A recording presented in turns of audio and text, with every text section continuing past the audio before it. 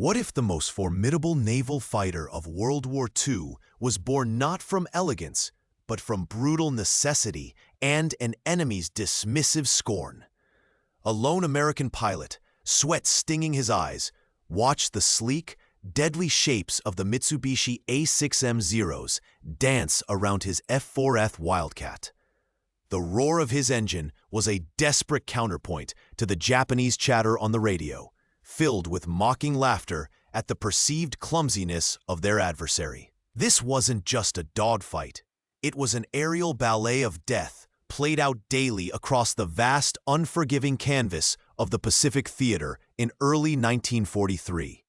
The situation demanded more, a fighter that could not just survive, but dominate. The United States Navy desperately needed an answer to the Zero, a plane that would eventually be called the F6F Hellcat. In the next 18 minutes, you'll uncover exactly how this overlooked fighter became the ultimate Zero killer, and why its legacy still echoes today. The early days of the Pacific War were a brutal awakening for American air power. Japan's Mitsubishi A6M Zero, introduced in 1940, was a revelation. It was faster, more maneuverable, and possessed an astonishingly long range, attributes that allowed it to sweep aside Allied opposition in the opening stages of the conflict. Pilots like Saburo Sakai and Tetsuzo Iwamoto became legends, racking up kills against seemingly inferior American and British aircraft. The F4F Wildcat, the primary U.S. Navy carrier fighter, was sturdy, but its performance was simply outmatched in a turning fight. American pilots, though brave, found themselves in a desperate struggle for survival, often relying on tactical innovations like the fatch weave to even the odds against the Zero's superior agility. This wasn't a fair fight, not initially. The Zero, with its phenomenal climb rate and tight turning radius, could run rings around anything the Allies put into the sky. Its early success, however, came at a cost: minimal armor, no self-sealing fuel tanks, and a fragile airframe designed for lightness above all else. Japanese design philosophy prioritized offensive capability and agility, assuming superior pilot skill and aggressive tactics would always prevail. But the brutal lessons of combat, especially after the Battle of Midway in June 1942, made one thing clear: America needed a new fighter, and fast. The existing F4F Wildcat, for all its ruggedness, was simply not enough. Grumman, already a key supplier of naval aircraft, was tasked with this critical mission. Their design approach was fundamentally different from the Japanese. While the Zero pursued ethereal grace, Grumman embraced robust power. They were known for building Grumman Iron Works aircraft, planes that could take a beating and bring their pilots home. The new design, the F6F Hellcat, was conceived from the ground up to counter the Zero. But on paper, it seemed a step backward in certain respects compared to its nimble adversary. It was heavier, less inherently agile, and lacked the delicate aesthetic that Japanese pilots admired in their own machines. How could a bigger, heavier fighter, seemingly less refined, possibly compete with the legendary Zero? The early perception from Japanese pilots upon first encountering the F6F was one of derision. They saw a bulky, almost agricultural machine compared to their elegant Zero. They mocked its seemingly slower speed and less impressive climb rate. This initial arrogance, born from years of aerial dominance, would prove to be a fatal miscalculation. The Hellcat was not designed to outdance the Zero. Instead, it was built to outmuscle it, to absorb punishment, and to deliver a devastating punch. It represented a shift in strategic thinking, moving away from pure dogfighting agility towards a combination of speed, firepower, and survivability that would redefine naval air combat. What would your decision have been at this point if you were an American aircraft designer? Would you have pursued agility or brute force? Let us know in the comments what you would do.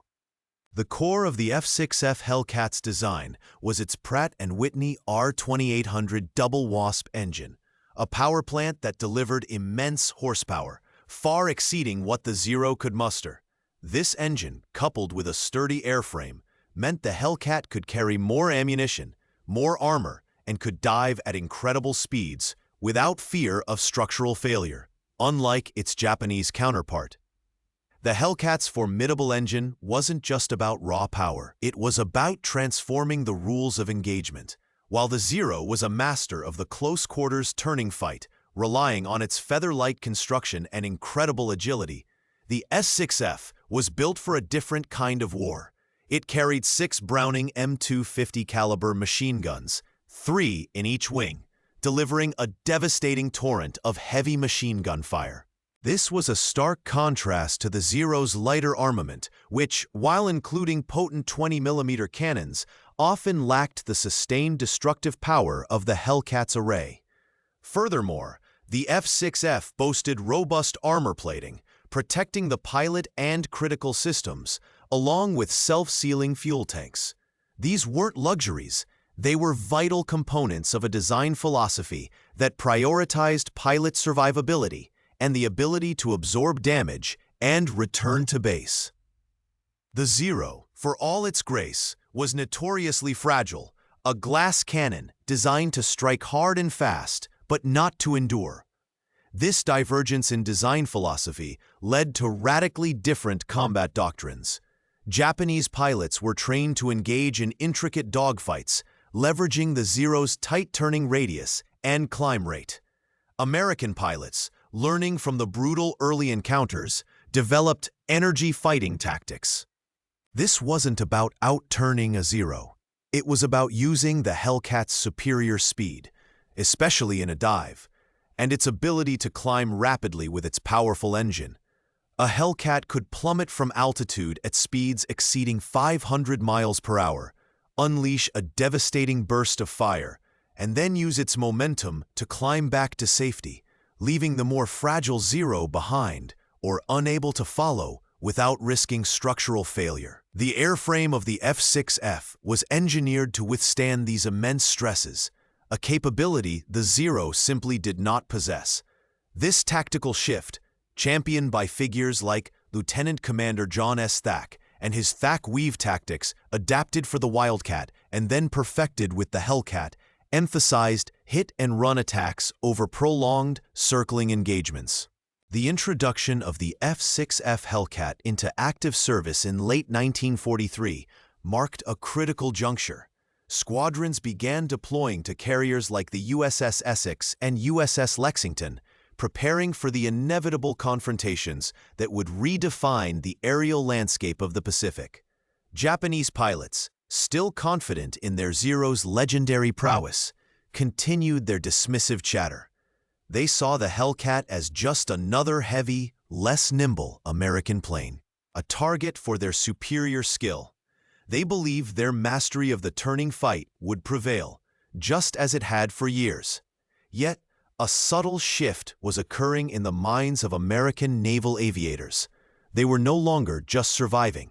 They were beginning to understand the true potential of their new machine. The Hellcat was not asking them to fight like a Zero. It was empowering them to fight a completely different war. The first true tests came quickly, and the results were stark. In engagements over the Marshall Islands and during the prelude to the Mariana Islands campaign, the Hellcat began to demonstrate its devastating effectiveness. Japanese pilots, accustomed to dictating the terms of engagement, suddenly found themselves facing an adversary that refused to play by their rules. A Zero might still outturn a Hellcat, but it couldn't outclimb it, and it certainly couldn't escape a high-speed dive. The Hellcat's robust construction meant it could absorb hits that would instantly shred a Zero, often returning to base with battle damage that would have been fatal to its Japanese counterpart. This wasn't just a marginal improvement. It was a fundamental rebalancing of the scales. Consider the dynamic. The Zero was a finely tuned instrument, a precision rapier. The Hellcat was a sledgehammer, powerful and resilient. When these two philosophies clashed, the initial elegance of the rapier often gave way to the brutal, undeniable force of the hammer. Japanese pilots, who had mocked the F6F's bulk, now faced a machine that could dive faster, hit harder, and take more punishment than anything they had encountered. They found their traditional tactics becoming a liability. Trying to outturn a Hellcat often led to being outclimbed or outdived, forcing them into disadvantageous positions. The psychological impact was profound. Their initial scorn began to curdle into a grim realization. This wasn't just about individual dogfights anymore. It was about the systematic dismantling of their air superiority. Hold on to that detail for a second, because it redefines everything that comes next.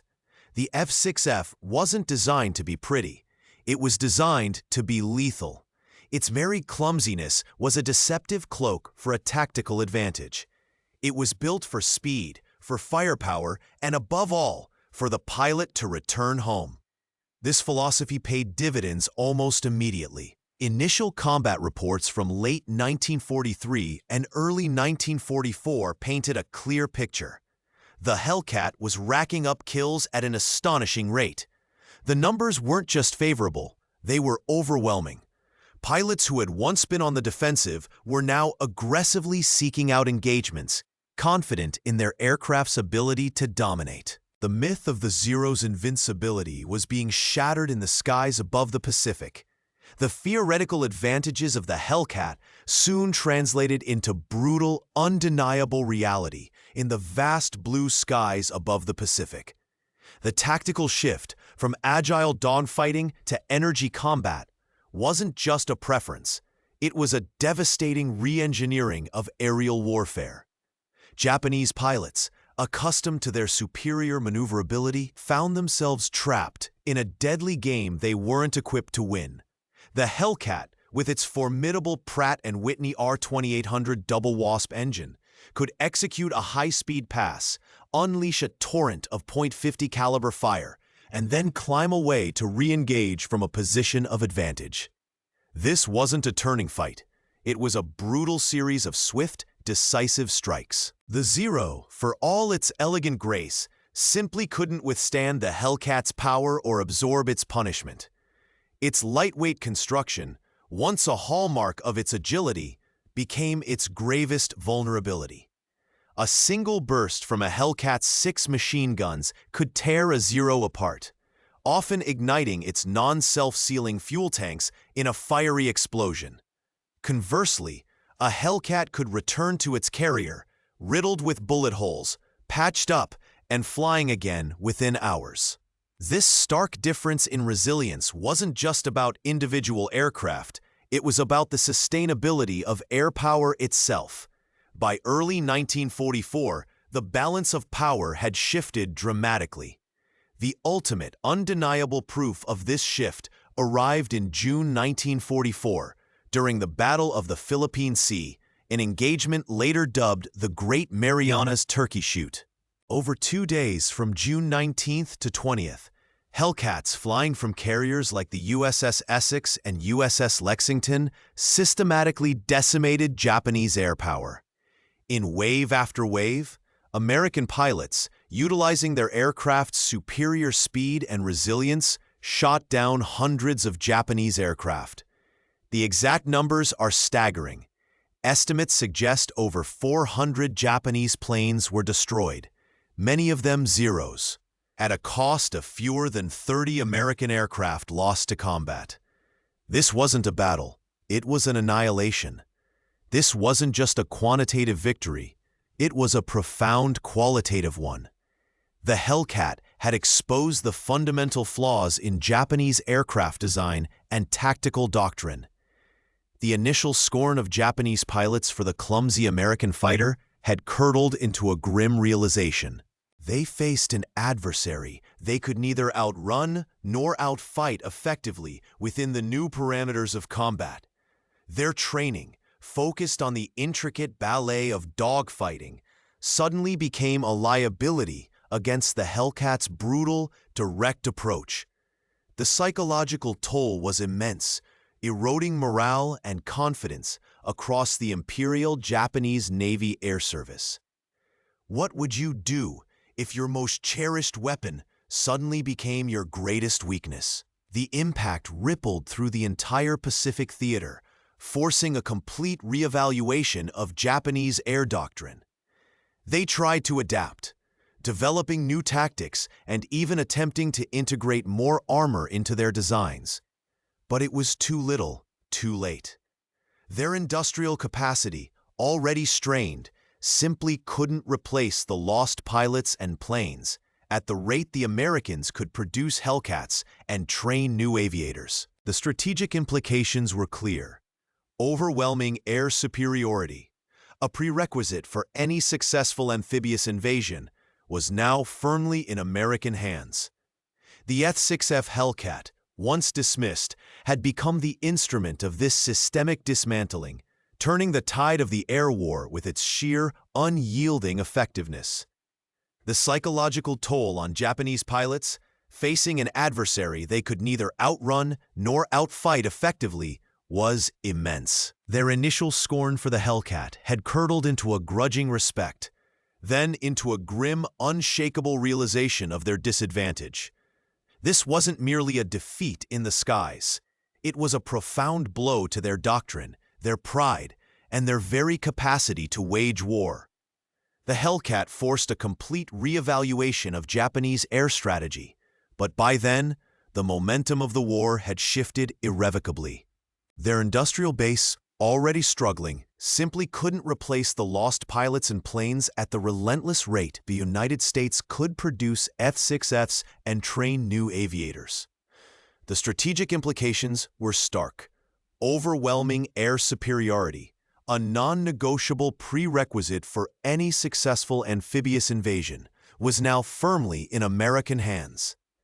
The F6F Hellcat, initially dismissed as a clumsy, unrefined design, became the most successful naval fighter in history. Its legacy is etched not just in the annals of aviation, but in the very fabric of how air power was understood and executed. U.S. Navy and Marine Corps pilots credited the Hellcat with an astonishing 5,163 kills. This wasn't a fluke. It was the direct outcome of a design philosophy that prioritized resilience, devastating firepower, and pilot survivability over the ephemeral grace of agility. It proved that sometimes the most effective weapon isn't the most elegant or the most delicate, but the most robust, the most powerful, and the one whose full potential is truly understood and leveraged by the hands that guide it. The story of the F6F Hellcat is more than just the tale of an aircraft.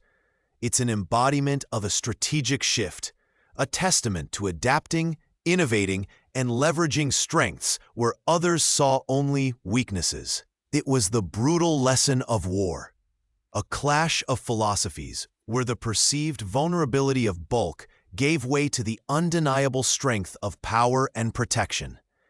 From the drawing board, through the desperate early battles, to the overwhelming dominance of the Great Marianas Turkey Shoot, the Hellcat reshaped the course of the air war in the Pacific. Its journey from a mocked fat cat to the ultimate zero killer teaches us about the critical importance of understanding genuine combat requirements, not just theoretical performance. It's a powerful reminder that true innovation often comes not from chasing an ideal, but from confronting harsh realities and building the tools to overcome them. If this deep dive into how an overlooked fighter changed the course of history resonated with you, subscribe now so you don't miss the next chapter of forgotten warriors and pivotal battles. Leave a like to let me know this path is worth continuing, and tell me in the comments which part truly turned the key for you. I'll be reading and bringing those insights into our next discussion. And what if I showed you how the very concept of naval aviation was forged in the crucible of these early Pacific conflicts, laying the groundwork for modern carrier warfare?